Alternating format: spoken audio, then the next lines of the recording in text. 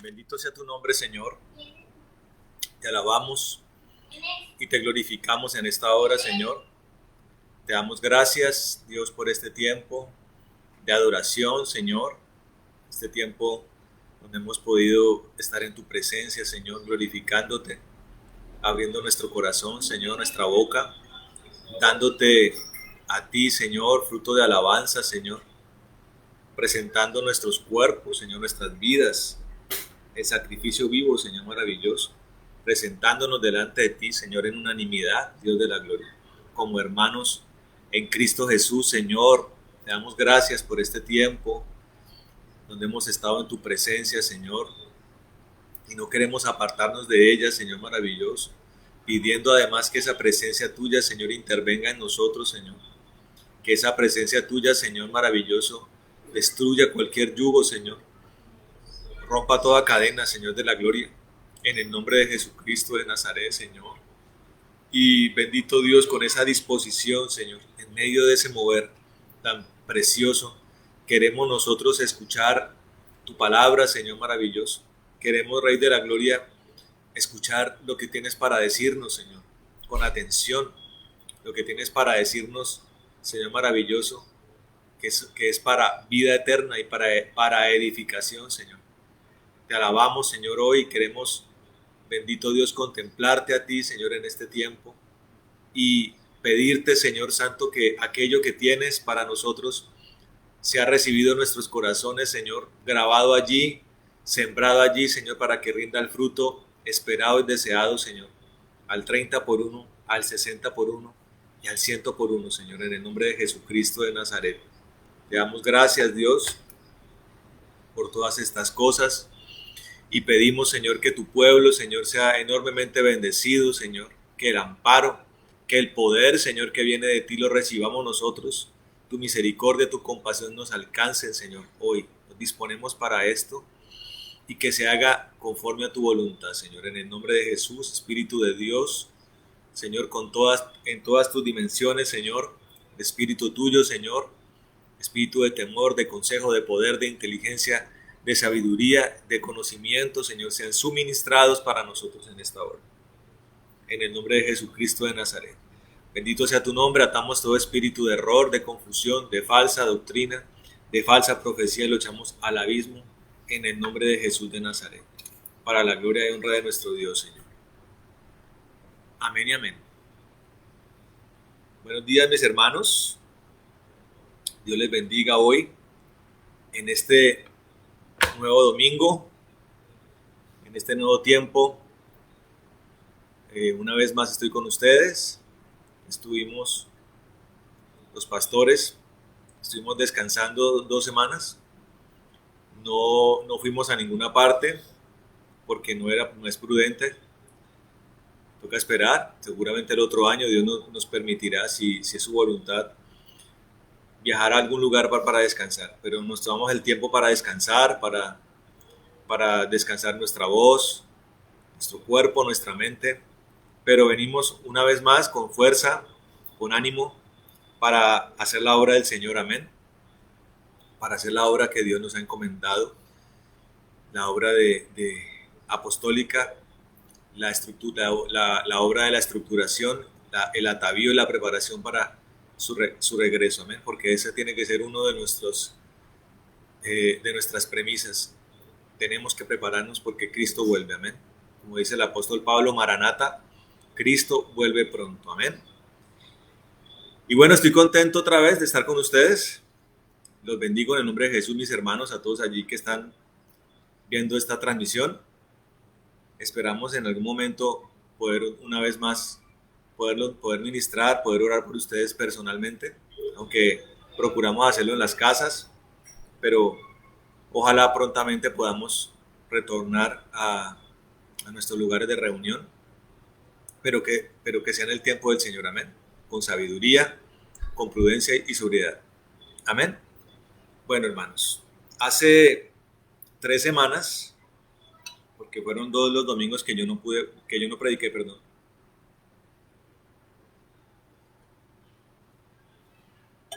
Estuvimos hablando acerca de algo muy importante.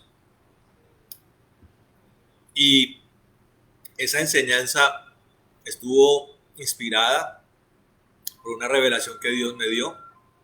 El Señor hace más o menos un mes, un poco más, me mostró un sueño, una revelación, un sueño me mostró mientras descansaba acerca de cosas que están en nuestras vidas, que están en las vidas de las personas, en los corazones y también en los hogares de las personas, y que Dios quiere que sean demolidas y sean desarraigadas de nuestra vida. Y mostró 4 cosas. Y la forma en que las mostraba el Señor era en forma de pilotes o de como unas especies de estatuas parecidas a las gárgolas, pero con una especie de monolitos tallados, incrustados en la tierra. Y tenían formas, había sido tallado de formas, parecían como animales. Y el Señor me dio el nombre de esas 4 cosas, de esas cuatro estructuras. La primera la llamó el Señor altivez, que fue la que vimos hace 3 semanas. Y espero que, hermano, usted haya sido bendecido. Mire, yo quiero darle un consejo, hermano. Usted no puede ser una persona conformista, ¿sí? No puede ser una persona de simplemente oídas. Usted no puede caer en el error de los sacerdotes que estuvieron ministrando en el tabernáculo de Moisés, que ellos tenían un lavacro, se llamaba lavacro de bronce. La idea del lavacro de bronce, hermano, era que hubiera un agua allí, un agua pura, y el sacerdote pudiera limpiarse, porque usted sabe que el sacerdote que ministraba en los atrios y el que ministraba en el lugar santo estaba expuesto a una permanente carburación del altar de bronce, ceniza, en el desierto. Entonces el sacerdote tenía que estar permanentemente limpiándose. Y el lavacro de bronce permitía, o sea, hacía las labores de espejo. Entonces el sacerdote se miraba y veía cómo era que estaba sucio, contaminado, y la forma en la que podía limpiarse. Así como cuando usted se ve a un espejo y se limpia su rostro, o la mujer que de pronto tiene maquillaje o se limpia su maquillaje, o la persona que tiene que acicalarse tiene que limpiarse viéndose en un espejo para poder hacerlo mejor. Entonces el Señor dice que no seamos como aquellos que viéndose en el lavacro de bronce se apartan de allí y se olvidan la forma en que allí fueron reflejados. ¿Cómo se aplicaría eso en este tiempo? Se escucha la palabra, de pronto se asiente acerca de la palabra, de pronto se acepta la administración, pero hay personas que les pasa que salen del escenario de administración y se les olvida la forma en que Dios reflejó sus realidades y la persona vuelve una vez más al estado, el mismo estado el mismo estado que tenía antes de la administración, antes de la palabra. Yo sé que hay una palabra que inmediatamente lo está limpiando a uno, porque el poder de Dios se está moviendo. Y en la administración Dios también opera en nosotros. Pero Dios quiere que vayamos con esa palabra, con ese instrumento, con esa herramienta que Dios nos ha dado para trabajar esa parte, hermano. Y en el caso de estos 4 pilotes, Dios me mostró que eran cosas muy, muy plantadas. Hace siglos descubrieron en una isla llamada la isla de Pascua, en el Pacífico, unas estructuras de piedra con rostros alargados. Son muy famosas esas estatuas.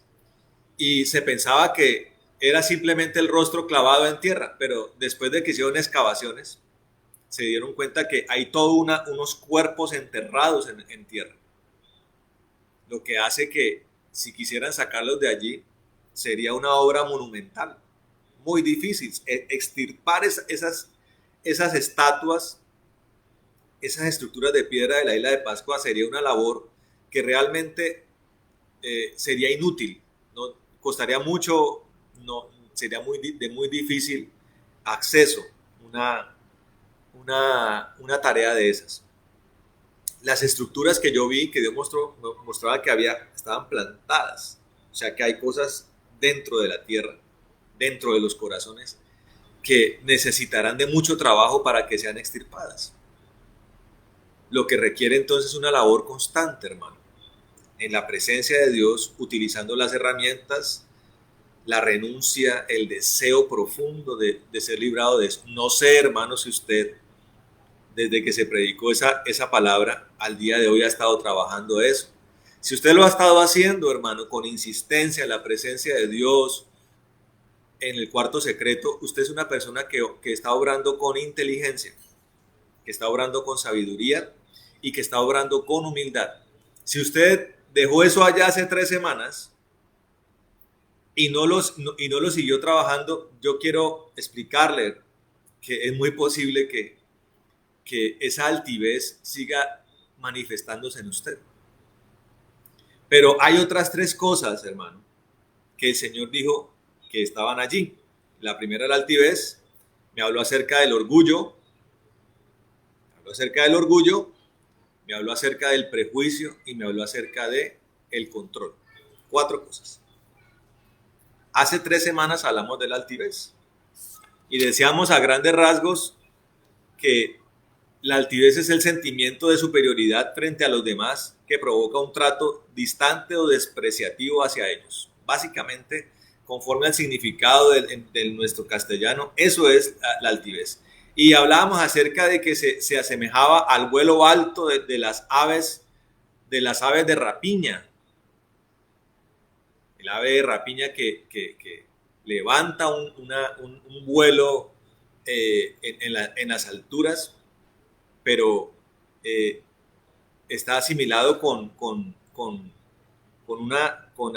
el sentimiento de altivez, de que lo que está abajo es insignificante. ¿Sí? Y hablábamos acerca de que esa actitud es una actitud de altanería, es una actitud de desobediencia. Básicamente, eso era lo que hablábamos.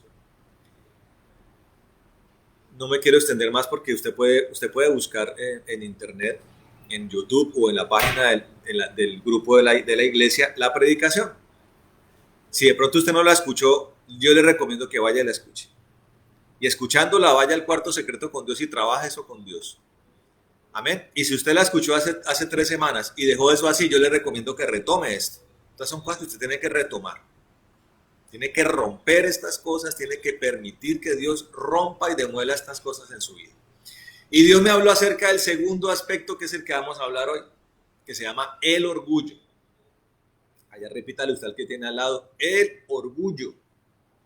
Allá a su esposo, a su hermano, a su hijo, a su hija, a su mamá, díganle mamá, papá, esposo, esposa, hijo, hija, el orgullo. Y vamos a mirar primero el significado de lo que es el orgullo, hermano. Traté de dejarlo plasmado lo más básico posible, porque del orgullo se pueden desprender muchas cosas y se puede hacer toda una tesis acerca del orgullo. Pero quise resumirlo en algo muy básico. Y dice, ¿qué es el orgullo? Es la característica de alguien que tiene un concepto exagerado de sí mismo, pudiéndolo llevar a la soberbia, que es un sentimiento de valoración de uno mismo por encima de los demás. Entonces, la palabra del Señor dice, el apóstol Pablo dice, no se tenga más alto concepto de sí mismo del que se debe tener. Cuando usted va y mira acerca de los sinónimos y los antónimos, va a notar que el antónimo de la palabra orgullo es humildad. No voy a hablar de humildad, pero quiero hacer una pequeña referencia, porque posiblemente se tengan conceptos equivocados acerca de la humildad. Entonces la humildad la asemejan a pobreza, a escasez, a una actitud condescendiente, a una aparente actitud mansa y pacífica. no tiene que ver con eso, hermano. ¿Qué es la humildad? La humildad, hermano, es saber uno quién es, entender uno quién es, ni más ni menos. Esa es la humildad. ¿Cuál es mi rol? ¿Quién soy yo? ¿Para qué estoy hecho? ¿Para qué soy bueno? ¿Para qué no? Tengo virtudes, tengo defectos. Eso se llama humildad. Entender quién soy yo con claridad, con diafanidad, con transparencia. Y eso es lo contrario al orgullo, hermano. Ahora, la soberbia, siendo un sinónimo del orgullo, viene siendo una prevalencia del orgullo. Quiero asemejarlo a algo que también la Biblia menciona. Cuando usted estudia el libro de los Proverbios, va a notar un concepto que se llama el concepto del simple. ¿Quién es el simple? La persona que pasa por etapas de torpeza. Cuando nosotros somos papás, tenemos tenemos que aprender a discernir las situaciones. Muchas veces los papás somos tendientes a castigar más allá de lo debido, o a sancionar o a reprobar más allá de lo debido la torpeza. La torpeza es algo natural. Los niños van creciendo, van desarrollando sus habilidades, sus destrezas, y en medio de todo eso hay cosas que se llaman torpeza, o sea, situaciones que son concernientes o asignadas a los procesos de aprendizaje, de locomoción, ¿sí? Y de locomoción fina. Entonces se nos rompen los platos, al muchacho se le resbala la jarra, el muchacho no tiene cuidado de lo que está haciendo, está apenas aprendiendo, ¿sí?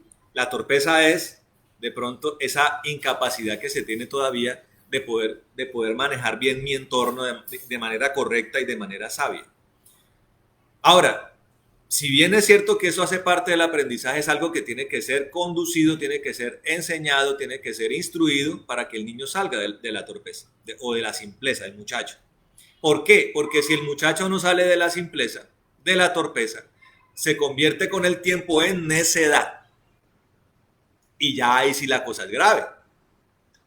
Porque la necedad tiene que ver ya con una persona que ha desarrollado ya una desobediencia, no atendió, no fue enseñado, no fue instruido, no fue conducido. La torpeza, la simpleza se enquistó, la torpeza evolucionó, la torpeza se dirigió hacia la necedad. El árbol creció torcido. El árbol que crece, como su tallo es débil, es tendiente a torcerse. ¿Sí? Eso es natural. Hay que ayudarle por eso hay que colocarle unas barraquitas o unas cuerditas para ayudar al árbol a enderezar. La tendencia a torcerse es la torpeza. Cuando corregimos, cuando instruimos, cuando enseñamos, colocamos el dispositivo que ayuda a que ese árbol crezca y su tronco se fortalezca. Si su tronco se fortalece, ya estando más grande, ya los vientos o la tendencia desaparece, pero crece derecho. Cuando no hacemos eso, entonces se convierte en necedad. La necedad se convierte en rebelión. Ahí hay un problema. Con el orgullo pasa algo similar. El orgullo se manifiesta, ¿no? Y es una lucha que tenemos todos los días de nuestras vidas. Porque somos personas que estamos siempre prestos o somos susceptibles de ir alcanzando metas, etapas, estadios en nuestra vida. Y cada una de esas cosas produce en nosotros una satisfacción, una sensación, una emoción, produce en nosotros algo que como el árbol tiene que ser enderezado, tiene que ser conducido. Por eso la humildad tiene que ser nuestro ingrediente permanente. Se graduó del jardín. Muy bien, hijo. Qué bien, me alegra. Eres un niño acucioso, eres un niño inteligente. No más. ¿Qué pasa con los papás? Empiezan a alzar al muchacho. Tú eres el campeón, tú eres el mejor, no hay nadie como tú. El muchacho comienza a crecer, se sobreabunda la recompensa. Somos un tropiezo para el muchacho. Yo viví una experiencia en Oraves, la iglesia donde yo nací espiritualmente. En un tiempo muy bello de Oraves, empezamos a ver que los niños, Dios los comenzó a utilizar. como adoradores, como ministros, como pequeños profetas. La reacción del papá era una reacción emocional, que es algo que también tocaremos, como la emoción, la exacerbación del alma, termina siendo un tropiezo y el caldo de cultivo especial para que el orgullo se establezca. Entonces la emoción del papá llevaba a empezar a ensalzar al muchacho, que mi niño es el mejor, que mi niño es el futuro Elías, que mi niño es como Isaías, que mi niño es como Juan el Bautista. Calma, nosotros le decimos calma, deje tranquilo al niño, cuide el corazón del muchacho. Ay, pastor, ¿por qué dice eso? Ay, un fulano de tal, ¿por qué dice eso? Y la gente se molestaba, la mayoría de personas se molestaban. ¿Cuál es el resultado? Hoy la mayoría de esos niños no están sirviendo al Señor. Y fueron sus propios papás con emociones, con unos aplicativos erróneos, los que fueron la primer piedra de tropiezo para ellos. Porque el orgullo se metió en el corazón y con el tiempo, con la perseverancia en el orgullo, se convirtió en soberbia, que también es uno de los ingredientes de la rebelión, de la rebeldía. Es un pequeño problema o un gran problema, digo yo. Para poder entender un poco mejor esto, quiero que vayamos a el libro del profeta Ezequiel. Ezequiel, capítulo 28. Ezequiel, capítulo 28.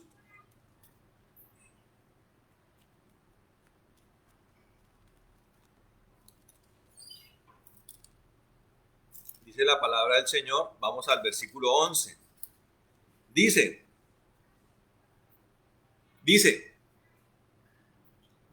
entonces vino a mí la palabra del Señor diciendo, oh hijo de hombre, entona un lamento por el rey de Tiro y dile que así ha dicho el Señor Dios. Tú eras un modelo perfecto, lleno de sabiduría y de completa hermosura. Estabas en el Edén, el jardín de Dios, tu vestidura era de toda clase de piedras preciosas, rubí, topacio, diamante, crisólito, ónice, jaspe, zafiro, turquesa, berilo, y de oro era la hechura de tus encajes y de tus engastes. En el día que fuiste creado fueron preparadas. Cuando fuiste ungido, yo te puse junto con los querubines protectores.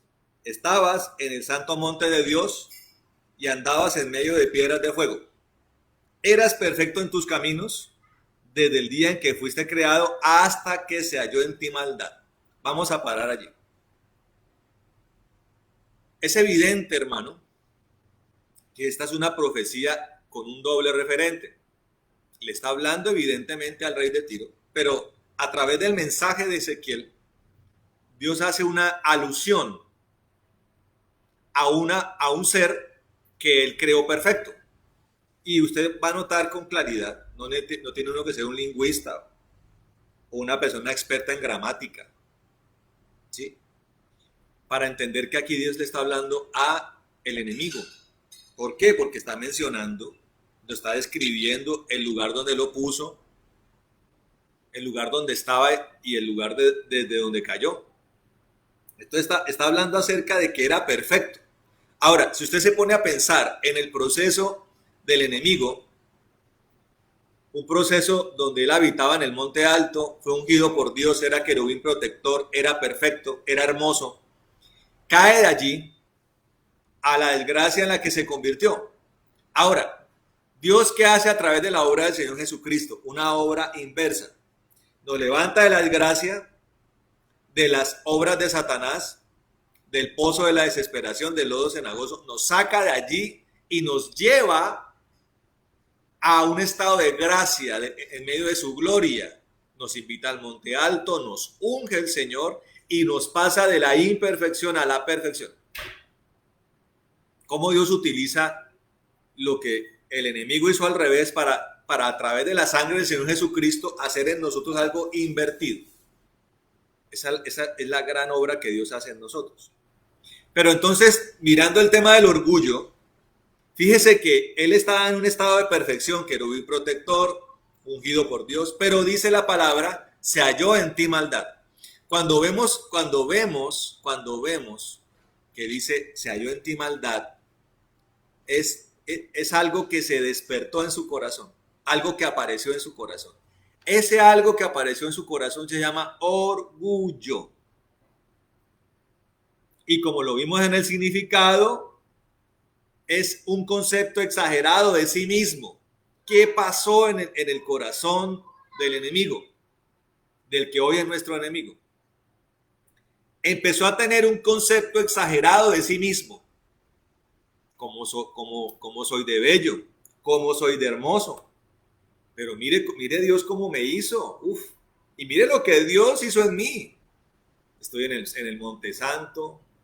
Fui ungido por Dios mismo. Soy un querubín protector, o sea, soy de la escuadra de ángeles que están alrededor del Padre, de la Trinidad. Y empezó a concebir esa hermosura de una forma egocéntrica. Empezó a resaltarse él mismo. El orgullo comenzó a minar su corazón. Ahora, uno puede llegar y pensar, ay, ese enemigo cómo la embarró. Pero resulta que es una lucha que usted también tiene, hermano. Usted también tiene. El ser humano sin Dios es eminentemente orgulloso. Siempre tiene la razón, lo que él hace es lo mejor. Tiene una enorme dificultad para la empatía y la misericordia. Cualquier cosa le hace inflar el pecho, alcanza cualquier meta y ya la humildad, ¿sí? O ese calificativo de persona de bajo perfil comienza a desaparecer. Vaya, mire usted cómo la persona que antes no tenía dinero y hoy tiene, mire cómo reacciona. Vaya, mire la persona que antes era un ignorante y comienza a acumular conocimiento en su mente. Vaya, mire usted cómo reacciona. ¿Cómo reacciona un intelectual? Una persona que ha estudiado mucho. Vaya, mire. O una persona que tiene alta influencia de poder. O una persona que tiene autoridad a nivel militar, a nivel político. ¿Cómo es? Siempre habrá una excepción, pero las excepciones no son la regla. La regla general es que el ser humano es orgulloso y soberbio, arrogante, altivo. Así es el ser humano, por naturaleza. Ahora, si se supone que la obra del Señor Jesucristo es algo inversamente proporcional a lo que es el mundo, entonces es algo que tiene que ir en una dirección completamente opuesta a la del mundo, hermano. O sea, pasar de ser personas orgullosas a personas humildes. Amén. La humildad y la mansedumbre tiene que ser, hermano, nuestro aplicativo diario.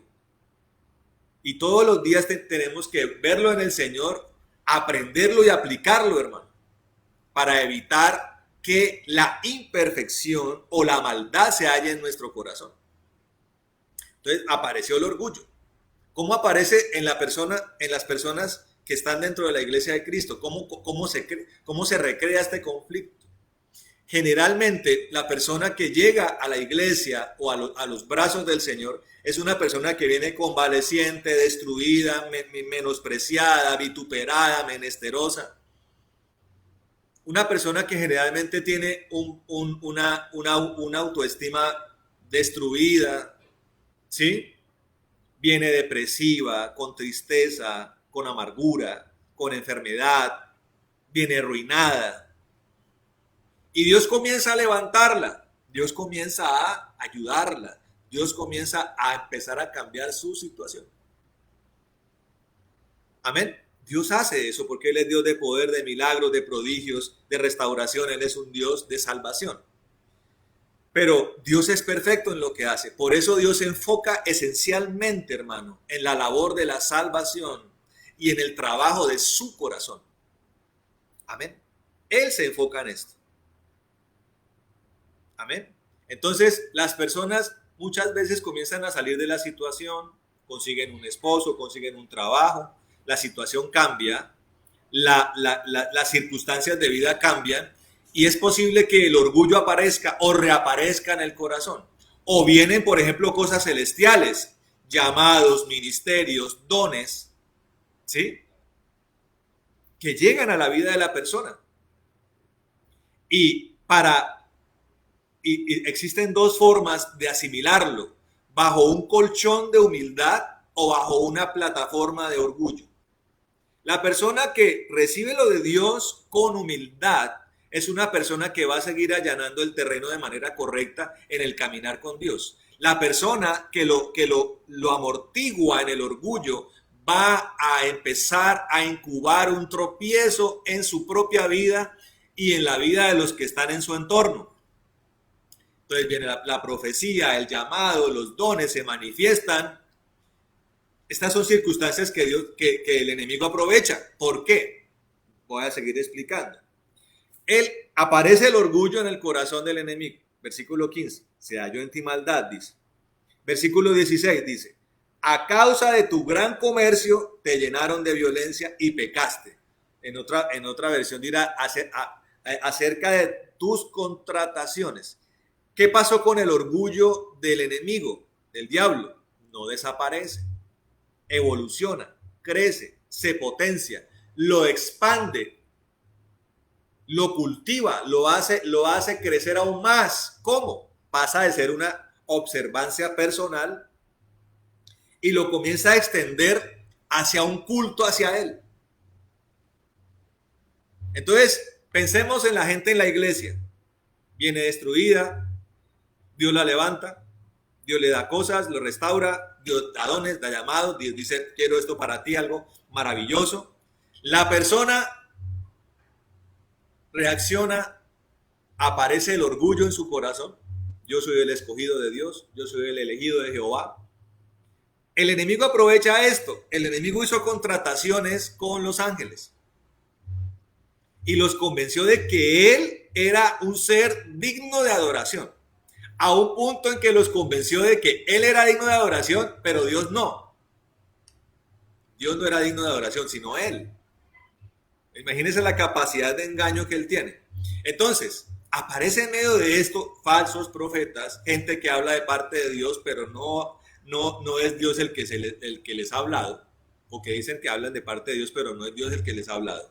Y comienza una serie de confusiones de error, almas exacerbadas, emociones que no han sido contenidas. Y comienza un problema dentro del corazón de la persona. ¿Sí?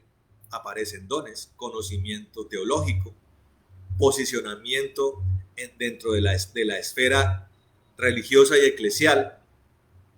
¿Sí? Y comienza la persona a volverse orgullosa. A volverse orgullosa. El orgullo comienza a minar el corazón de la persona. Y eso pasa del plano personal, de que yo mismo me veo como alguien grande, como con un más alto concepto de mí mismo, pero además comienzo a recrear en mi entorno un escenario donde ese entorno comience a fijarse en mí. De ahí surgen los falsos profetas, los falsos apóstoles, de ahí surgen el concepto de los mega ungidos. Ahí comienzan a mirarse los modelos mesiánicos dentro de las congregaciones, el concepto de los que son dignos de ser reconocidos. Es un problema, hermano. Y es un problema con el que la iglesia está teniendo que batallar. Amén. Pero parte del corazón orgulloso. Eso, para que no llegue a un punto complicado, hay que detenerlo rápidamente. Y si ya está enquistado por el antiguo hombre, entonces el antiguo hombre aparece en el escenario cristiano y Dios se da cuenta que eso está allí, no ha desaparecido. Dios dice: eso tiene que ser removido, así como la altivez, tiene que ser removida. ¿Por qué tiene que ser removida?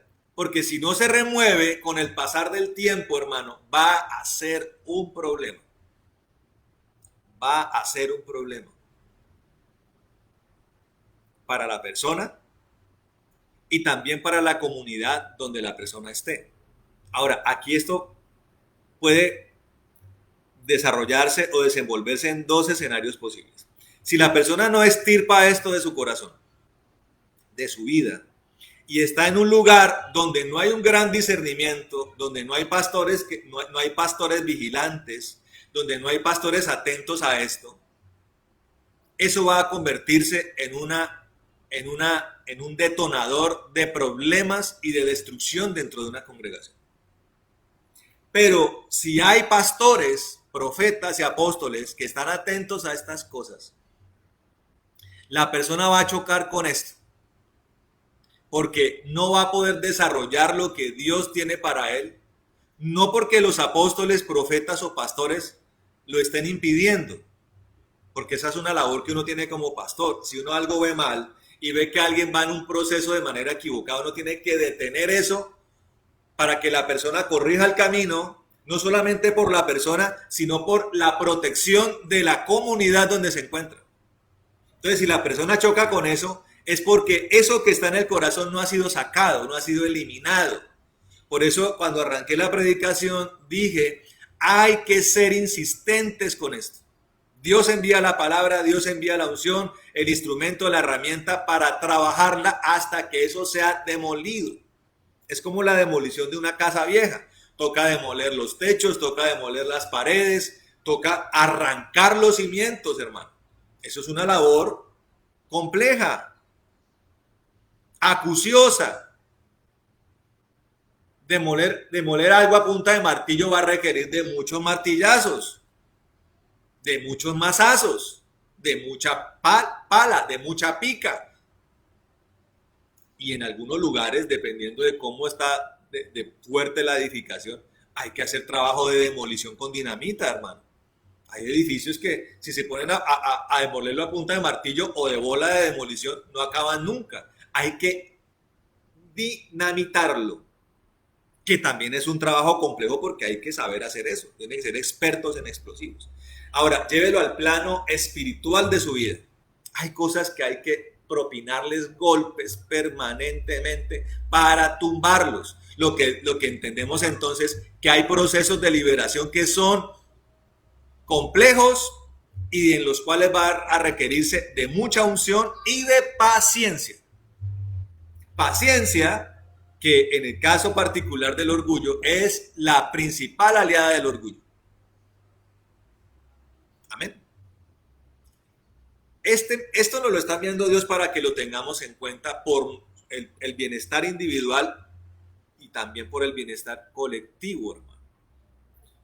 Nosotros estamos pidiéndole a Señor avivamientos, cosas preciosas. Dios nos tiene unos escenarios y unas propuestas de trabajo para Él maravillosas.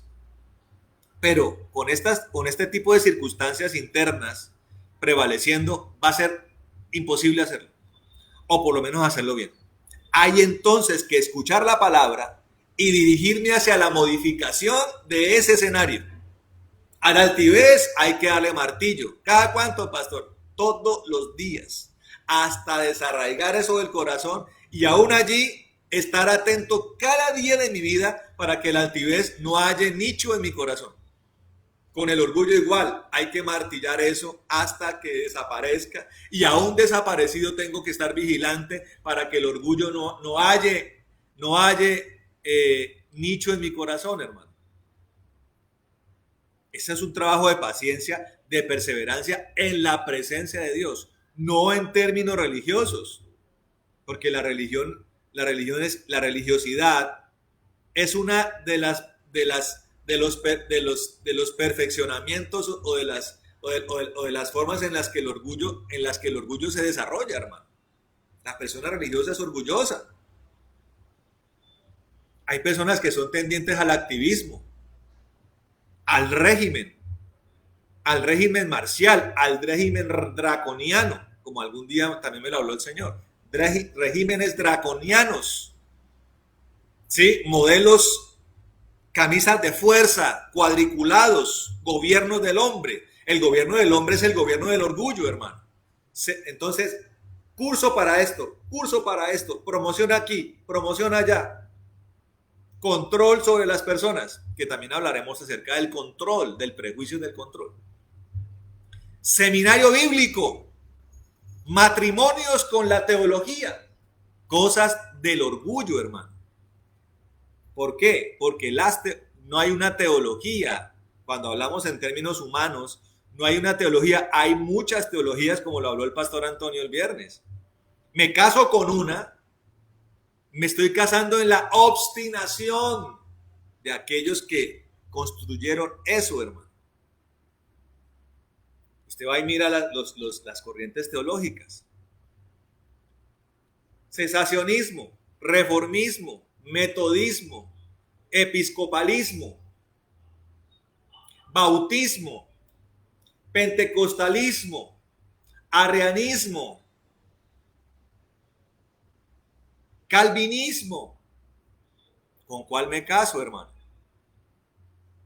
¿Con cuál me caso?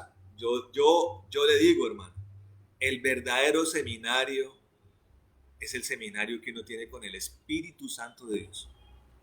En el caminar con Él, en el caminar con el Señor Jesucristo, en mi cuarto secreto, allí, donde yo me hago uno con Él, hago uso de la humildad, del verdadero entendimiento que me dice, a mí el orgullo no me sirve de nada. Yo necesito a Cristo, por eso me humillo, por eso me doblego permanentemente, para que se haga como Él dice, para que la voluntad de Él reine, para que la soberanía de Él reine, para que el imperio de Él reine en mi vida, ¿men? Que es contrario a cualquier escenario construido en el orgullo. El Señor es lo contrario a todo eso. Él es la expresión máxima de la humildad y la mansedumbre, amén. La humildad y la mansedumbre. Entonces vemos aquí el desarrollo del orgullo en el enemigo convertido en soberbia y en una absoluta rebelión, hermano. Porque se convirtió en la rebelión más grande que se ha hecho en el cielo contra Dios. Y donde la tercer parte de los ángeles cayeron con él. En este error tan grande. Y si cayeron los ángeles, que son seres espirituales, hermano, como lo hemos dicho muchas veces, ¿cuánto más susceptible es una persona hecha de carne y hueso, hermano? Además, una persona venida de la desgracia, de la insolencia, de la rebelión y del pecado y de la muerte. ¿Cuánto más? Eso no puede tener un gramo de cabida en nuestro corazón, amén.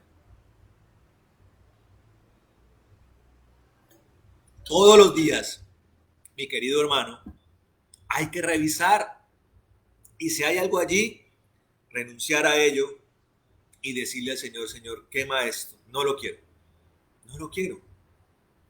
Yo quiero que usted entienda, hermano, que el orgullo y la soberbia son la cúspide, el culmen de lo que Dios aborrece.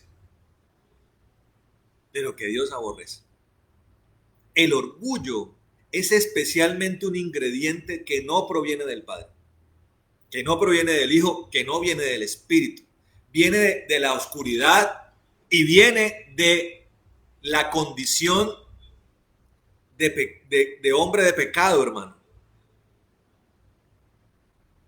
Y en muchos aspectos viene por ser un alma viviente, una persona emocional. Ahí aparece el orgullo.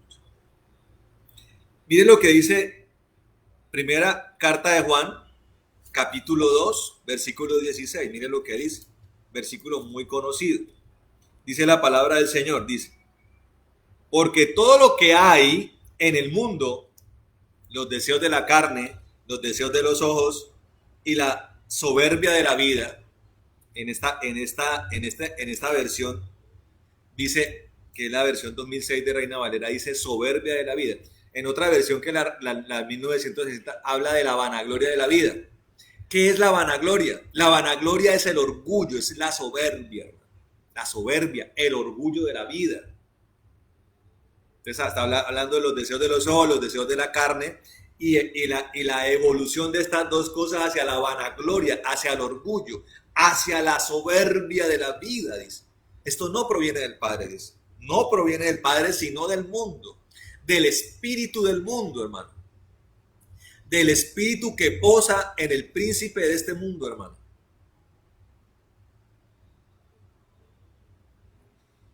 Y viene el aplicativo contrario, que es el de la humildad. Dice, y el mundo está pasando y sus deseos, pero el que hace la voluntad de Dios permanece para siempre. O sea, el orgulloso va en una dirección contraria a la de Dios. El humilde va en la dirección correcta, ¿men? Ahora, ¿qué hace el orgullo? El orgullo hace pensar que la forma en la que yo hago las cosas, mire tan terrible que es el orgullo y la soberbia, hace pensar y considerar que la forma en la que yo hago las cosas es mejor que las formas de Dios. Y alguno dirá, uy, pero el que piense eso está loco, o está equivocado, o quién puede caer en eso. Pues resulta que eso es en lo que comúnmente cae el hombre. Y lo aterrador de esto no es que el hombre del mundo caiga en estas cosas, sino que la gente que dice ser discípulo de Cristo, la gente que dice ser cristiana, la gente que dice ser hija de Dios, cae comúnmente en esto. Cae presa del orgullo y de la soberbia y cae en el hecho de que él hace las cosas o estas personas hacen las cosas mejor que Dios. Ese es el orgullo desarrollado, potenciado. Pero el humilde hace la voluntad de Dios, dice.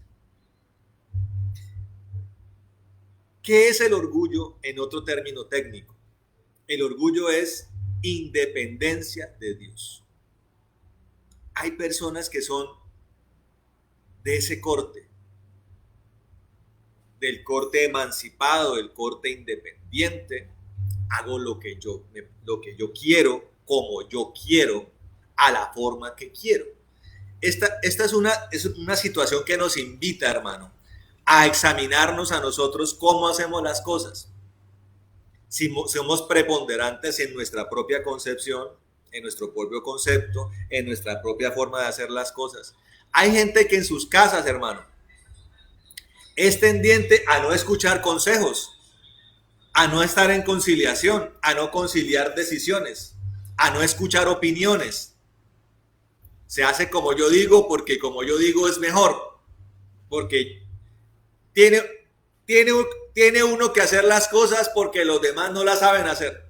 Para que las cosas se hagan bien, tengo que hacerlas yo, el todo yo, el todero. Hay gente que es así. Si usted es así, hermano, usted es una persona orgullosa. Usted es una persona soberbia. Ahora, evidentemente habrá cosas que uno haga mejor que otros. Si yo me pongo a mirar cómo mi hijo Emanuel tiende una cama, que ya yo le estoy enseñando de a poquito, pues evidentemente papito Mauricio lo hace mejor que él. Amén. Hay cosas que se hacen mejor. Hay gente que cocina mejor que otra, hay gente que trapea mejor que otra. Son cosas notorias. Pero hay gente que es tendiente a la soberbia, a que se haga todo como él dice. Y a que su entorno, la atención del entorno sea dirigida hacia él. Mire cómo hace las cosas. O sea, que la soberbia y el orgullo siempre tienen como objetivo recrear un escenario de culto hacia el soberbio, hacia el orgulloso. Comienza a creerse que es un referente extraordinario de la sociedad, a nivel familiar, a nivel social, a nivel académico, a nivel laboral. No hay nadie que trabaje en esta empresa como yo. Y si promocionan por allá a otro antes que a él, se lo carcome la envidia y la rabia. O sea que el orgulloso es envidioso, es rabioso, es conflictivo, plantea permanentemente una disensión, un conflicto. Hay gente que es así en la iglesia. Usted dice cualquier cosa y todos lo protestan. No me parece. Y pastor, pero fue Dios el que ordenó. Pero no creo. Así son. Se movió una silla en la iglesia. ¿Por qué la pusieron allí? Yo la hubiera puesto mejor. Hay gente que es así. Mire, nosotros hemos sido siervos de Dios, hermano, desde que comenzamos a servirle al Señor, que hemos hecho de todo tipo de cosas. y lo hemos hecho para Él, y especialmente en el anonimato para que no ande uno en conflicto con nadie. Ahora, habrá cosas que se hacen públicamente, pero el que es humilde piensa siempre en Dios, amén. Yo soy de los que pienso y quiero que Dios los utilice a todos, hermano. A todos, desde los chiquiticos hasta los ancianos. Todos se han llenado de la gloria de Dios y todos sean utilizados por Dios como la palabra lo dice, como ocurría en la iglesia primitiva, hermano. Hay otros que no, quieren ser ellos el centro de atención, quieren ser ellos los mega ungidos. Nadie se puede sanar sino a través de la oración de Él. Nadie puede ser liberado sino a través de la oración de Él. Soberbios, orgullosos. Y desde cosas pequeñas se nota. Yo hubiera puesto mejor este tapete. Muchas veces a los pastores de mi amado Jesús nos ha tocado hacer cosas que nos ha representado trasnocharnos. Cuando nosotros nos pasamos al último local en Bogotá, nos trasnochamos, teniendo culto al otro día. Porque tocaba dejar por lo menos lo más adecuado posible el lugar para la reunión del día siguiente. No faltó, hermano, el que opinó que eso lo hubiera hecho mejor él.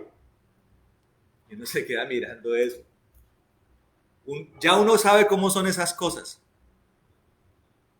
Siempre aparece el que cree hacer mejor las cosas. Y el transcurrir de la vida cristiana y del servicio a Dios nos ha enseñado que hay veces que para que eso sea opacado, para que eso sea detenido, le dice uno a la persona, hágalo usted. Mire, hermano, hágalo usted. Listo. ¿Sabe qué pasa cuando uno hace eso? Se demuestra que todo lo que la persona decía que iba a ser mejor, o lo hizo peor o no lo hizo.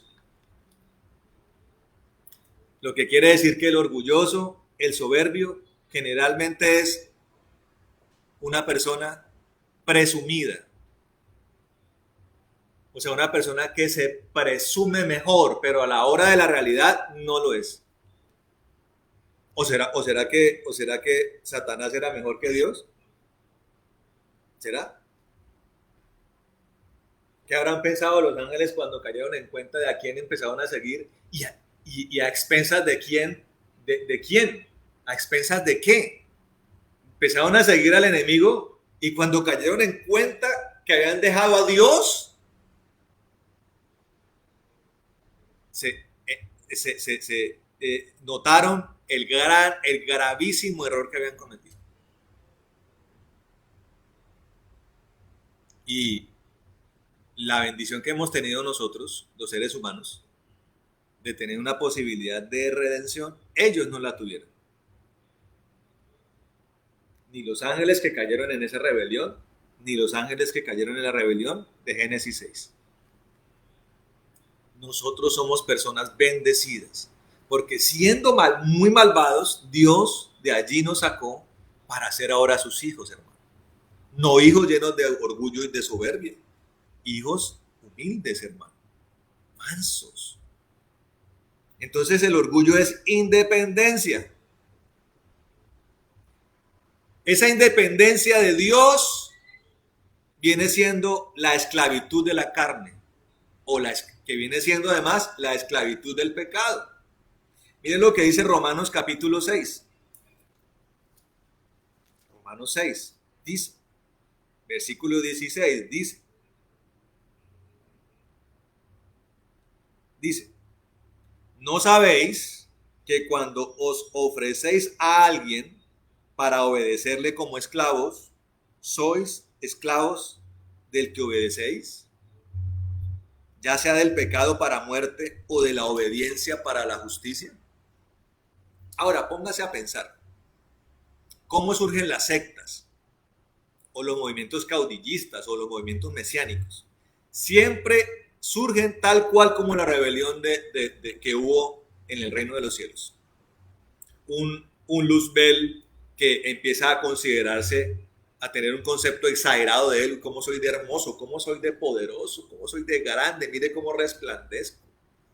Eso se incubó en su corazón, empezó a hallarse esa maldad en él y la empezó a llevar al hecho de que yo necesito que me ofrezcan culto a mí, así como se lo ofrecen a Dios. Yo merezco culto, yo merezco alabanza, yo merezco adoración.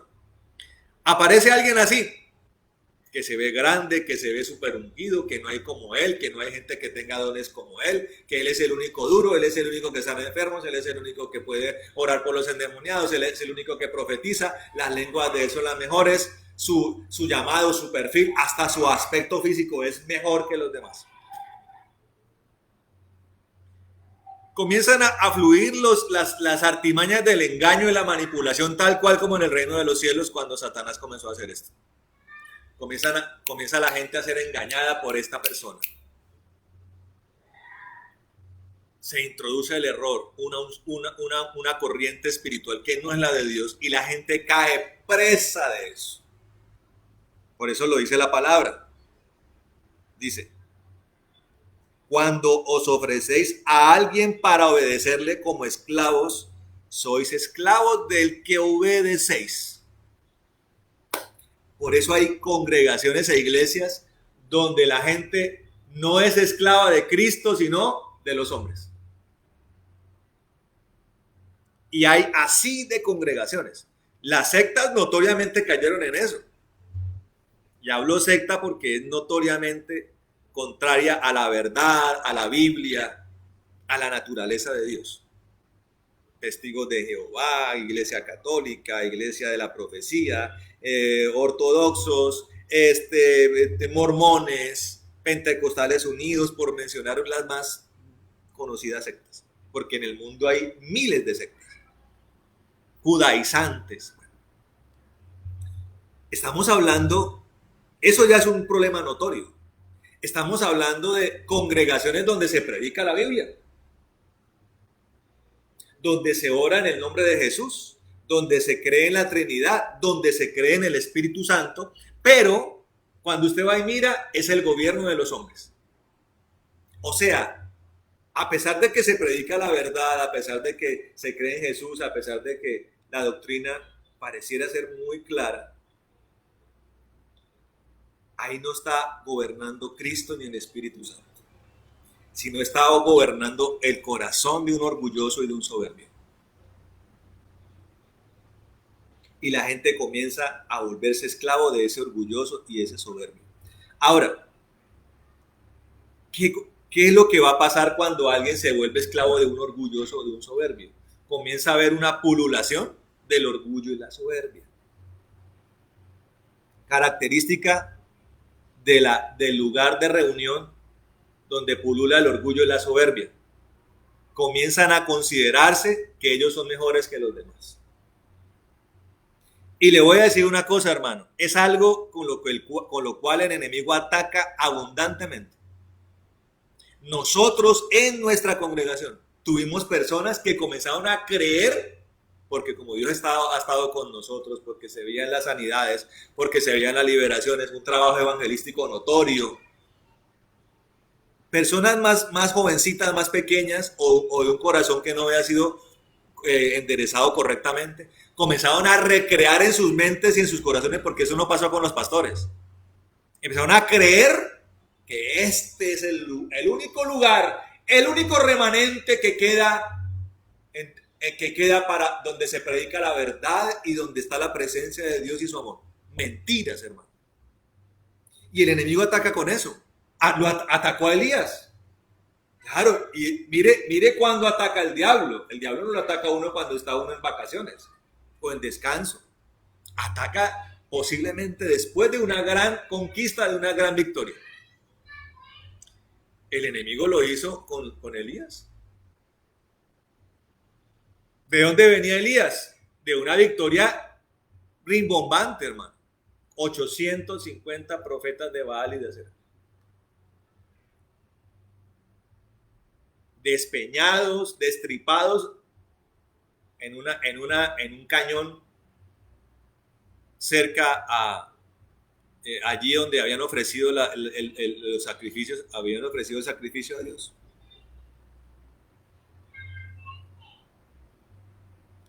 Vino Jezabel, se levantó, suspiró otra vez, amenaza contra Elías, y Elías fue y se escondió. Y allí Elías creyó que era lo último que quedaba, el último retazo salvable del pueblo de Dios. Y Dios le dijo a Elías, no, Señor, no creas eso, Elías, porque yo me he levantado 7,000 como tú, que no han doblado rodilla delante de Baal ni nacer. Entonces, hermano, mire lo que siempre el enemigo utiliza esta estrategia y la incuba desde el corazón. Y a veces la incuba desde cosas pequeñas, hermano. Uno ha trabajado en evangelismo, en misionero, y uno en todos esos escenarios siempre encuentra a alguien que se cree súper especial. Cuando uno ha entregado Biblias, que uno ha entregado miles y miles de Biblias en las calles, hay personas que las cuentan para preguntarle al otro, ¿usted cuántas lleva? Porque yo llevo tantas. El orgulloso es competitivo. Deje la competitividad para las cosas insignificantes. Si es que es necesario tener competitividad. Yo personalmente soy de los que cuando juego un juego de mesa, me gusta ganar. No me obsesiono con eso. Si gano bien, si pierdo también, no importa. Pero si yo juego es para poder ganarlo. ¿Me entiende? Pero hasta allí debe quedarse eso, hermano. Pero uno ve la competencia en las cosas de la iglesia. ¿A cuánto le predicó usted? ¿Cuántos discípulos tiene? Y uno lo veía en la propia reunión de ministros, los ministros agarrándose uno a otro. Yo soy mejor que usted. No, yo soy mejor que usted. Yo he hecho más. ¡Ah! Eso cree usted. En las reuniones de pastores. Ahora, si así están los pastores, ¿cómo será las ovejas, hermano? ¿Qué puede esperar de las ovejas? El orgullo es un enemigo terrible, hermano, que toca eliminarlo de raíz. Toca eliminarlo de raíz. No puede uno considerar una vida independiente de Dios, donde uno crea que uno tiene que pegarle una ayudadita a Dios, o peor aún, que uno crea que uno lo va a hacer mejor que Dios. Cuidado con eso. Cuidado con volverse esclavo de sí mismo. Y cuidado con llevar a otros con volverse esclavo de usted. O usted volverse esclavo de otro. Cuidado, porque la Biblia lo está anunciando. ¿Qué es la humildad? Lo contrario, la humildad es completa dependencia de Dios. Completa dependencia. Absoluta dependencia de Dios. El apóstol Pablo se autodenominó esclavo soy de Cristo. ¿Qué es un esclavo? Vaya, mire un esclavo. Tiene un grillete, tiene una cadena, está sometido. ¿Qué tan sometido quedó el Señor en la cruz del Calvario? Absolutamente. Azotado, traspasado con una corona de espinas, clavado con clavos de 9 pulgadas en una cruz. ¿Qué puede uno hacer en una cruz? Y todo aquel que quiera uno escupirlo, maltratarlo, insultarlo, lo va a poder hacer, hermano. Completamente sometido. Pero nuestro sometimiento no es a los hombres, hermano. Nuestro sometimiento es a Dios. El sometimiento que tuvo el Señor Jesús no fue a los hombres, fue al Padre. La palabra de Dios nos enseña que el Padre fue el que lo quebrantó. Él se sometió al Padre, él no se sometió a los soldados romanos, ni a los soldados judíos, ni a la gente que lo insultaba. Él se sometió al Padre. Ese fue su sometimiento. Esa es la exponencia de la humildad verdadera. Ahora, el orgullo que tiene una falta de voluntad de esperar que Dios obre. Es como aquella persona que dice, ahora sí voy a recomponer mi vida. Voy a empezar a hacer ejercicio. Y la primera abdominal renuncia. Y prefiere tomarse el fast fat, que tomándose la pastillita diaria le quema la grasa solita.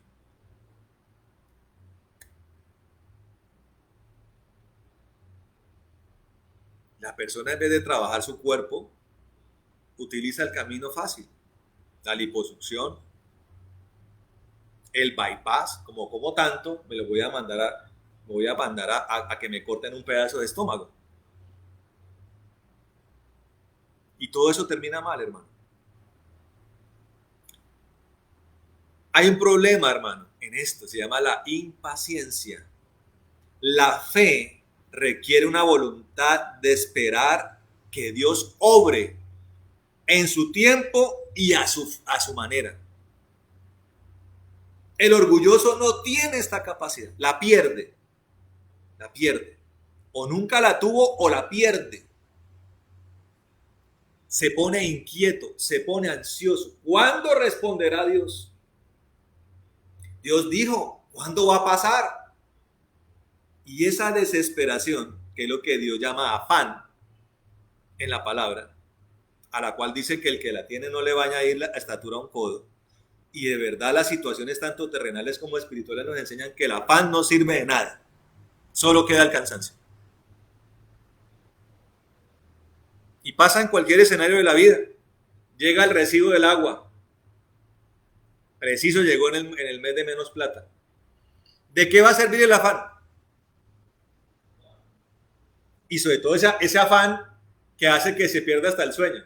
La gente allá acostada en la cama pensando en el recibo del agua. Eso no ayuda en nada, hermano. Ayuda a empeorarlo todo. Porque se le añade al hecho de una posibilidad de que le corten el agua, que usted comience a sufrir de ansiedad. Peor, hermano. Entonces la persona no tiene esta capacidad de esperar. Y como no tiene la capacidad de esperar, él es el que comienza a hacer. Acuérdese de Abraham. Dios le dijo a un hombre, ahora, imagínese lo que Dios le prometió a Abraham. Abraham estaba anciano, 75 años. Le dice, usted, Señor, le voy a dar un hijo. Y a su esposa, que era como 10 años menor que él, también. Un hombre de 75, una mujer de 65, Dios le promete un niño. Es una promesa tremenda. Pero como es el Dios creador de los cielos y la tierra, el que se le reveló a Abraham en Ur de los Caldeos, el que le reveló la ciudad celestial a Abraham, porque no crea que es que el Dios que le prometió el hijo a Abraham se le apareció allí para prometerle un hijo, no, venía una secuencia de promesas y de cosas que Dios ha hecho con Abraham. O sea, Dios le había demostrado que Él es un Dios fiel y leal. Y le dijo, te voy a dar un hijo. No le dijo cuándo. Cuando no se dice cuándo, hay que esperar. Y hay que esperar en medio de la incertidumbre, no de si va a pasar, sino de cuándo va a pasar. Porque va a pasar. Si Dios lo ha dicho, va a pasar. Y la persona comienza ya a esperar. Claro, seguramente el primer mes para Abraham fue fácil, pero pasaron meses, pasaron años. Y Abraham estaba allí. Y el enemigo utilizó a la esposa. Y la esposa le dijo, Sara le dijo, mi amor, me parece que a Dios como que se le olvidó el asunto. ¿Por qué no le pegamos una ayudadita a Dios? Mire esa mujer que tengo allá. Todo esto ya venía de una maquinación en la mente y corazón de Sara. Ella yo creo que miró a ver cuál era la más bonita de las siervas de ella. La más fértil, la de vientre más sano. Y ya después de que planeó todo, le hizo el ofrecimiento a Abraham. Como Abraham no titubea, uno tiene que deducir que Abraham también estaba considerando cosas de su corazón. Le faltó fue el empujoncito que Sara fue el que se lo pegó. Y llega Abraham y hace esto, hermano. ¿Y en qué problema terminó todo, hermano? Nació un hijo llamado Ismael. Dios le dijo, ese no es el hijo que yo le prometí. Porque el hijo que yo le prometí es suyo y de Sara. ¿Dios lo cumplió? Lo cumplió, hermano. 25 años después sí, pero lo cumplió. Pregúntese, hermano, ¿Dios tiene promesas con nosotros? Con mi amado Jesús. ¿Dios ha hecho promesas en su vida? Ahora, una de las cosas que hay que hacer en medio de todo este tiempo, hermano, es detectar, lograr entender cuáles son las promesas que Dios ha hecho en mi vida y cuáles las que no son de Dios, hermano. Muchas personas han pasado por imposición de manos. Han pasado por falsos profetas. Y han pasado por eso porque han estado en el lugar equivocado. Y están creyendo en cosas que Dios no ha dicho. Pero en términos generales, el que tiene la incapacidad de esperar, en él es en donde se desarrolla el orgullo, hermano. Y esta persona, hermano, se apresura a tomar los asuntos que le corresponden a Dios en sus propias manos. Porque a él le parece que Dios es tardo para hacer las cosas y que las cosas Dios no las está haciendo debidamente. Imagínese esto, hermano. Esto ya entonces es soberbia. Y ejemplos hay. Satanás es uno. Otro ejemplo podemos recordar lo que hizo el rey Saúl. Había que reunirse en Gilgal. Dios se iba a manifestar. Había que hacer un sacrificio. La persona encargada de hacer el sacrificio era un sacerdote. En este caso, el profeta Samuel. Samuel le dice a Saúl, tienes que esperar a que yo llegue allá. Esta persona, llena de orgullo, soberbia, consideró que él era el que tenía que ofrecer el sacrificio. Que él iba a ofrecer un sacrificio mejor que el de Samuel. Y que a pesar de que no fuera sacerdote, como él era el mejor de todos, él era el duro para todo, entonces el sacrificio le iba a quedar mejor ofrecido que el de Samuel. Y que además de todo eso, Dios se iba a agradar más de ese sacrificio que el de Samuel.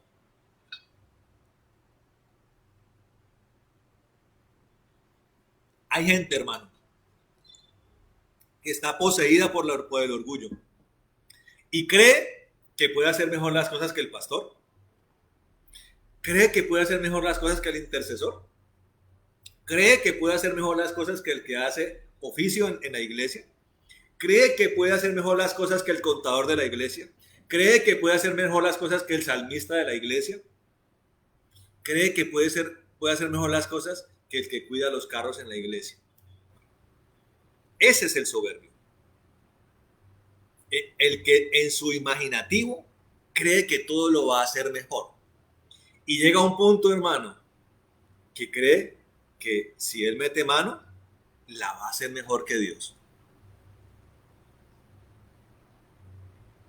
Voy a poner un ejemplo. ¿Qué es lo más importante, por ejemplo, a nivel evangelístico?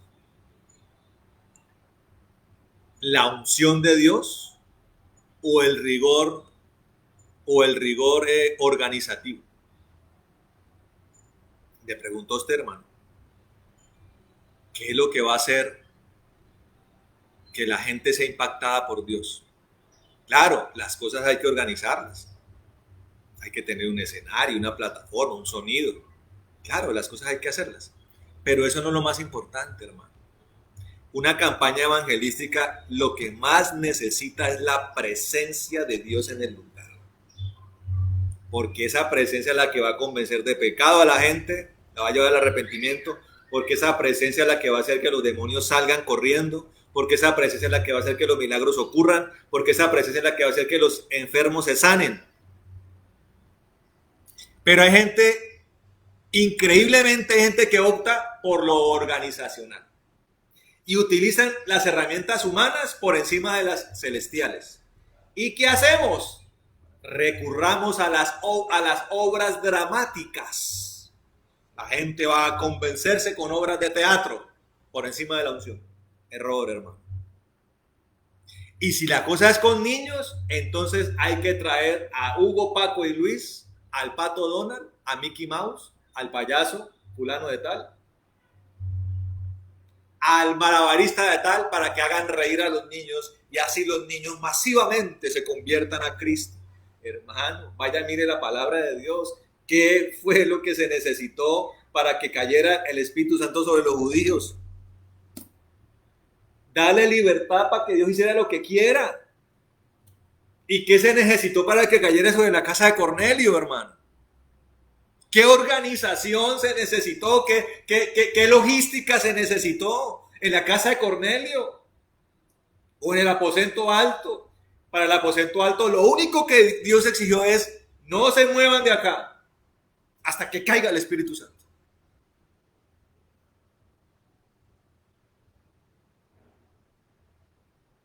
Y sobre la casa de Cornelio, básicamente, eso sí que fue aún más soberano, ¿no? Fue que Dios decidió caer sobre esa casa. Y envió a Pedro para que fuera el apóstol utilizado para esto. Porque Dios le dijo a Pedro: es el tiempo en donde quiero caer sobre los gentiles, hermano. Hermano, Dios dice, usted lo que tiene que hacer es permitir que Dios lo haga. Claro, hermano, en medio de todo eso tiene que haber clamor, tiene que haber ayuno, tiene que haber un gemir, porque esa es nuestra obligación, orar sin cesar. Pero que Dios haga como quiera, donde quiera y de la forma que quiera, hermano. Amén. Eso hace el humilde. El orgulloso mete mano allí, hace como quiere, utiliza esto allí, utiliza esto allá. Se tiene la opción de la palabra de Dios por encima de la cartilla ser padres hoy. En la iglesia estoy hablando. La palabra de Dios que tiene todo para enseñarnos cómo ser buenos padres y cómo ser buenos hijos. Y además el Espíritu Santo, que es el que trae el poder transformador. Pero la gente prefiere ser padres hoy para enseñarle a la gente a la iglesia. La palabra de Dios tiene, y la unción de Dios tiene, la capacidad de darnos finanzas saludables. Pero la gente prefiere las 7 estrategias del éxito financiero a través de un gurú motivador. En la iglesia, ese es el problema. Por un lado está el humilde que dice: Dios es el que va a hacer. Por el otro el que dice: nosotros lo hacemos mejor que Dios. Dios necesita una ayudadita. Ese es el orgulloso, ese es el soberbio, hermano. Eso tiene que ser arrancado, demolido, hermano, en nuestros corazones.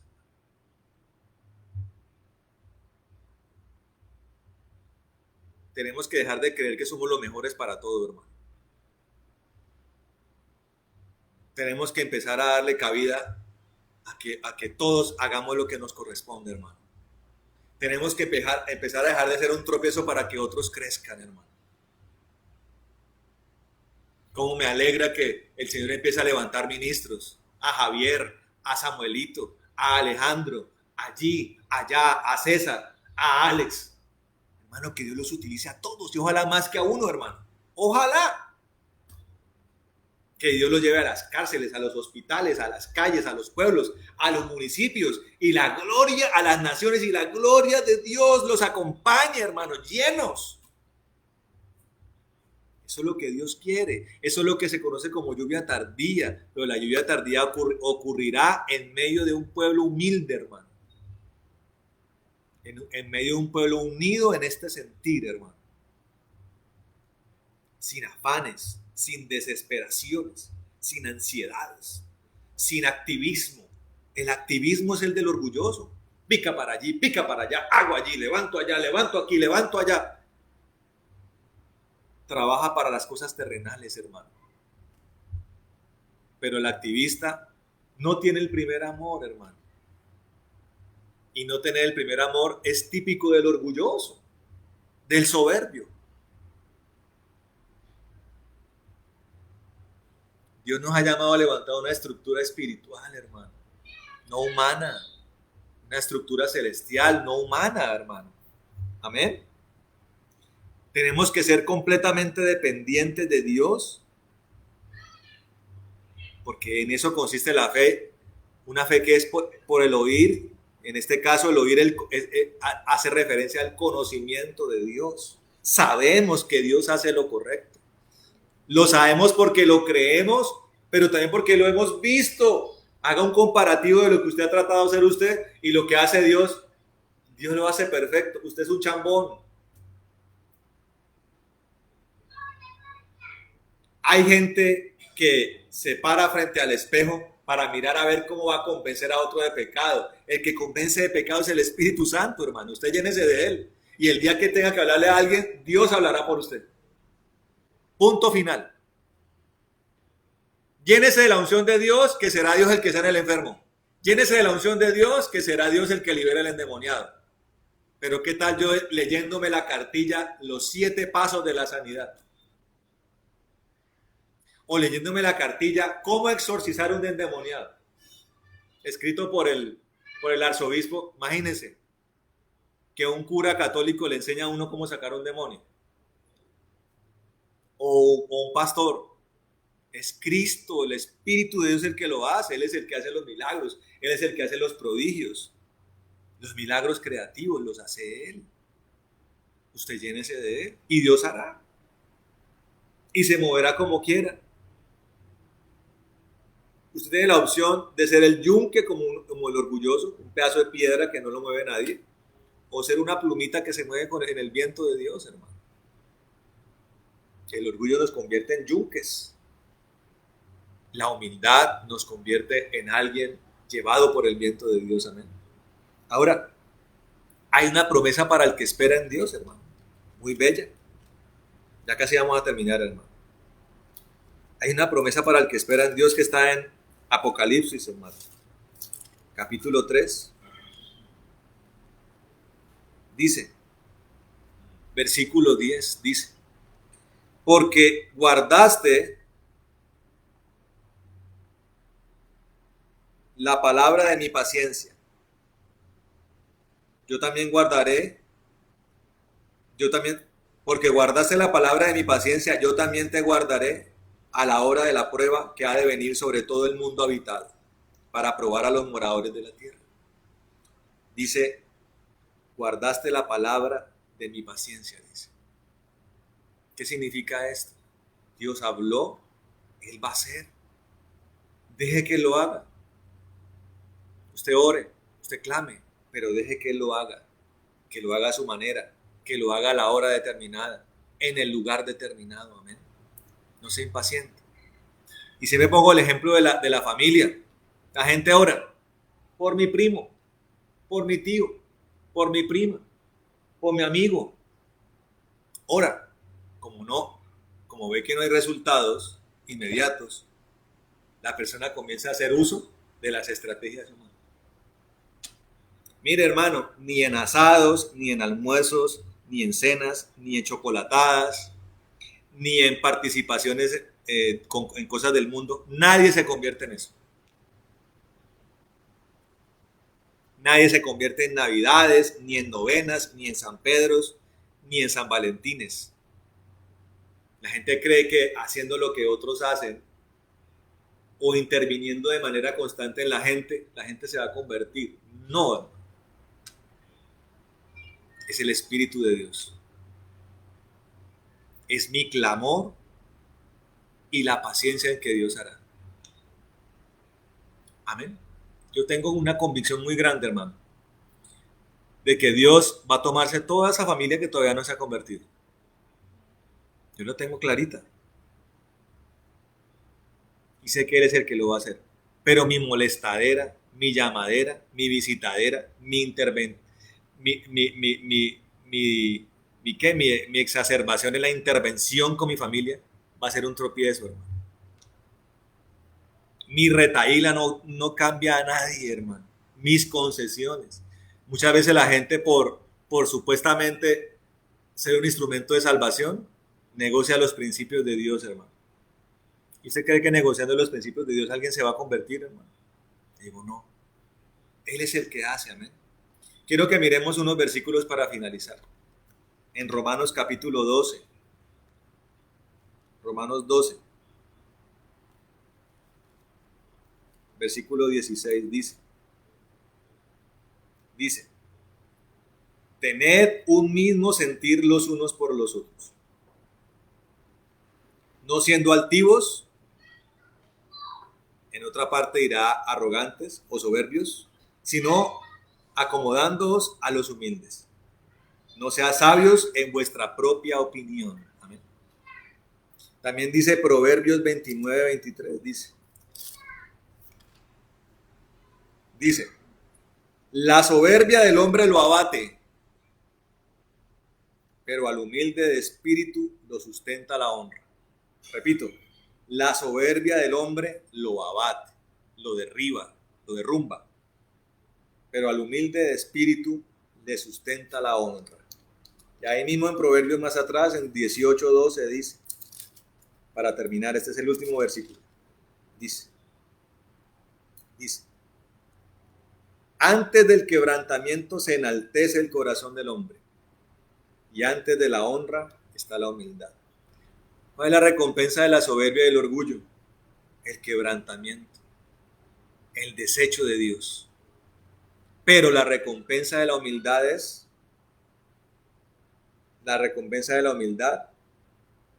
la honra, ¿eh? De parte de Dios. Entonces tenemos que usar la honra, no de los hombres. ¿El orgulloso busca honra de quién? De los hombres. ¿Respeto de quién? De los hombres. ¿El humilde de quién lo espera? De Dios. ¿La honra de quién? ¿La recompensa de quién? De Dios. Amén. Vamos a orar, hermanos. Incline allí su rostro, hermano, y comience a hablarle a Dios. Yo creo que lo primero que hay que decirle a Dios, sobre todo para las personas que no lo han hecho, es decirle, Señor, hace 3 semanas nos hablaste de la altivez. Mira, hermano, yo mismo, desde que Dios nos habló de eso, siendo yo la persona que Dios utilizó para predicar, yo lo he venido trabajando con el Señor. Señor, cualquier destello de altivez, cualquier vestigio, no quiero eso. Todos los días. Si usted tomó esa palabra ese día y le pareció poca cosa, arrepiéntase hoy delante del Señor. Porque lo que no hizo respecto a la altivez es el reflejo del orgullo que hoy Dios nos ha hablado.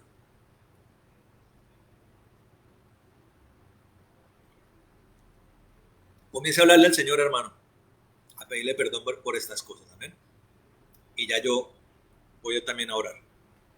Pero allí comienza a hablarle al Señor, decirle, Señor, he escuchado tu palabra y esa palabra es para mí. Esa palabra es para nosotros, hermano. Eso no es para el vecino ni para la iglesia del lado, es para mi amado Jesús. Y los que no vieron la predicación de la altivez porque no pudieron, véala y empiecen a aplicar los correctivos de la mano de Dios. Y hoy, tome esta palabra, hermano, este instrumento, y comienza a utilizarlo en favor suyo. ¿Amén? Padre amado, en el nombre de Jesús de Nazaret, Señor, venimos delante de tu presencia, Dios, agradecidos por la noche que hemos tenido, Señor. Gracias por esta nueva oportunidad que nos da, Señor, de venir delante de ti, Señor Santo, delante de tu presencia, Dios. Gracias, Señor. Gracias porque nos das una oportunidad más. Tu palabra dice que cada mañana son renovadas tus misericordias. Te damos gracias por esta nueva misericordia que nos has otorgado, que nos has concedido, Señor. Gracias, Dios maravilloso. En el nombre de Jesucristo de Nazaret venimos nosotros hoy con esta palabra en tus manos, Señor. El orgullo, Rey, un enemigo letal, un tropiezo para nuestras vidas, algo que no puede estar en nuestro corazón, Señor.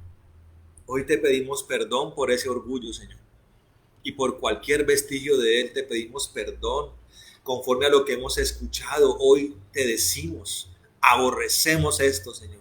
Sabemos que es nocivo, sabemos que es malo, sabemos que es destructivo, sabemos que nos lleva a la soberbia, y la soberbia nos lleva a la rebelión, Señor, y la rebelión, Señor, es la confirmación de la condenación, Señor. No queremos esto, Señor, no queremos, renunciamos. Señor, hoy nos despojamos de cualquier brote de orgullo en nuestras vidas, Señor, en el nombre de Jesucristo, de creernos mejor que los demás, Señor, de creer que somos mejores, que somos los que somos dignos de ser reconocidos en todo, de que somos dignos de culto, de adoración, de que somos lo mejor para todos, Señor, de que somos lo mejor para hacer las cosas, de que, Señor maravilloso, de toda soberbia que nos hace creer que nosotros tenemos en nuestro propio concepto la forma correcta de hacer las cosas, Señor. No, Rey de la Gloria. Hoy reconocemos, Señor, que hay personas que son más talentosas que nosotros, Señor. Hoy reconocemos que hay personas que son más virtuosas que nosotros, Señor. Hoy reconocemos, Señor, que hay personas más inteligentes que nosotros, Señor maravilloso, que hay personas más sabias, que hay personas, Señor, con mayor conocimiento, Señor, y especialmente hoy reconocemos, Señor Santo, que tú eres perfecto en todo, que tú eres el que hace bien las cosas, que tú eres el que tiene la fórmula para todo, para la salvación, para cómo se debe pastorear, cómo se maneja un hogar, cómo se maneja un ministerio, Señor, qué es lo que hay que hacer en la obra tuya. Tú eres el que hace las cosas, tú eres el que da los llamados, el que da los dones, tú eres el que conoce la profundidad de nuestros corazones, tú conoces hasta nuestro pecado oculto, Señor, el cual hoy ratificamos, Rey de la Gloria, del cual pedimos que nos libere, Señor maravilloso. No queremos estas cosas, Señor, ni nosotros tener como referentes a personas orgullosas o a ministerios orgullosos, Señor, porque escrito está, Señor, que nos volvemos esclavos de eso, Señor. Hoy renunciamos a estas cosas y decimos, Señor, nos debemos a ti, Señor. Somos tus esclavos, somos tus siervos, somos tus hijos. Que se haga como tú quieras, Señor maravilloso. Hoy nos despojamos, Señor, de toda justificación en el mal, Señor, de toda justificación en la mediocridad, de toda justificación en la falta, que es también orgullo, Señor, que es también soberbia.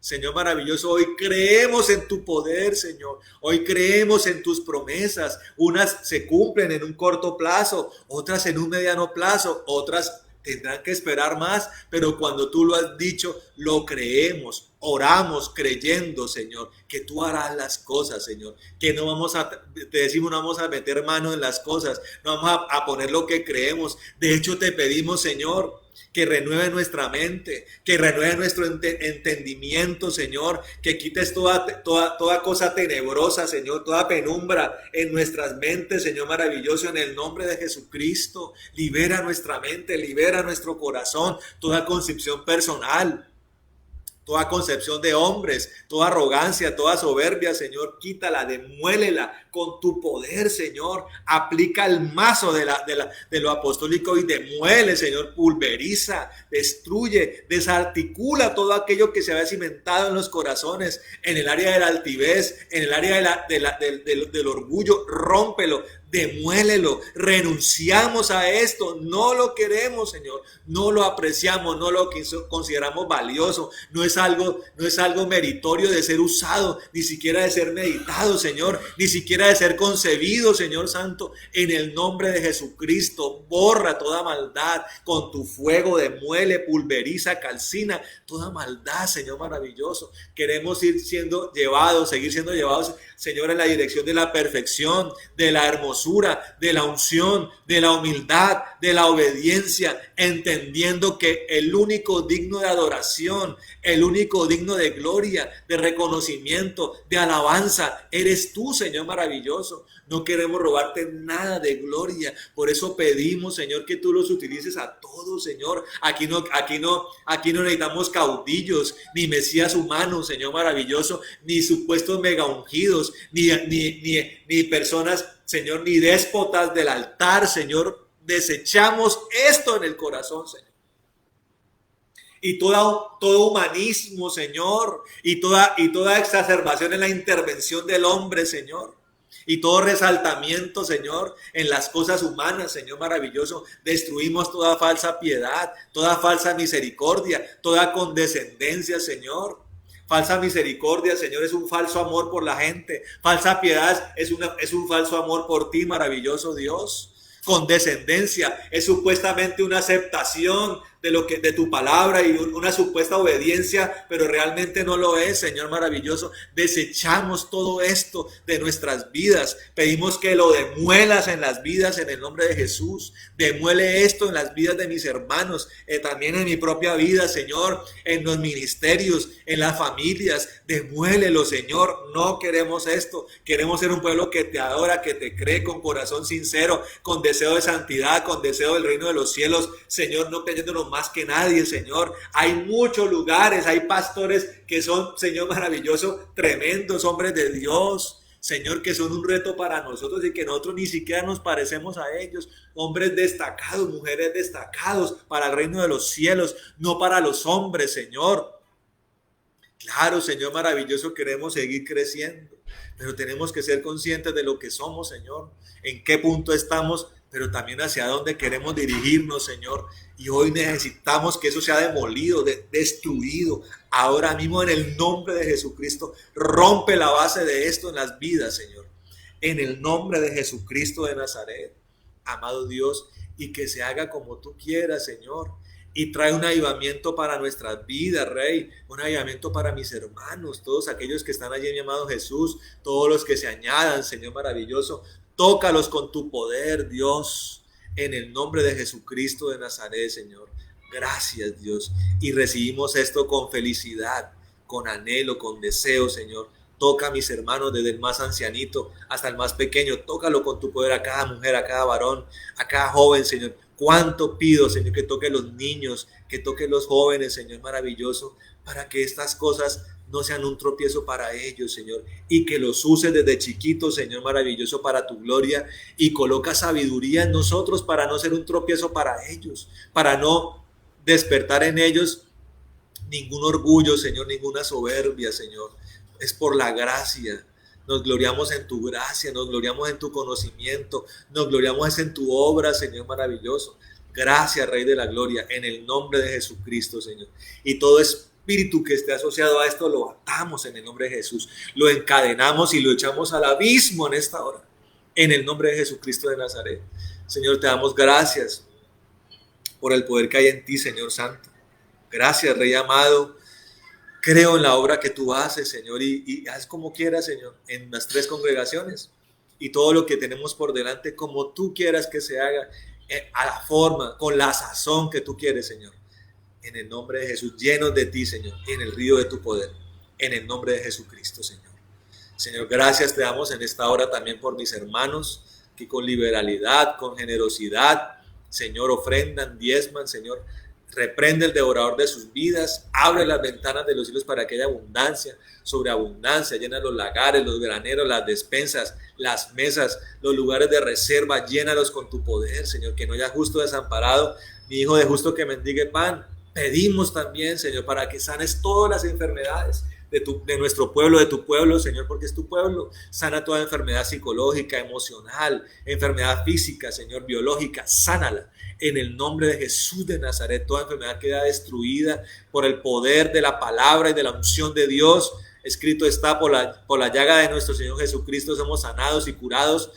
Tú eres nuestro Dios, Rafa. Toda enfermedad queda vencida en la cruz del Calvario y todo espíritu de enfermedad queda atado y echado al abismo en el nombre de Jesús. Y pedimos, Señor, que tú proveas para todo lo que requerimos. Atamos todo espíritu de escasez, de miseria, de ruina, de pobreza, y lo echamos al abismo en el nombre de Jesús, Señor.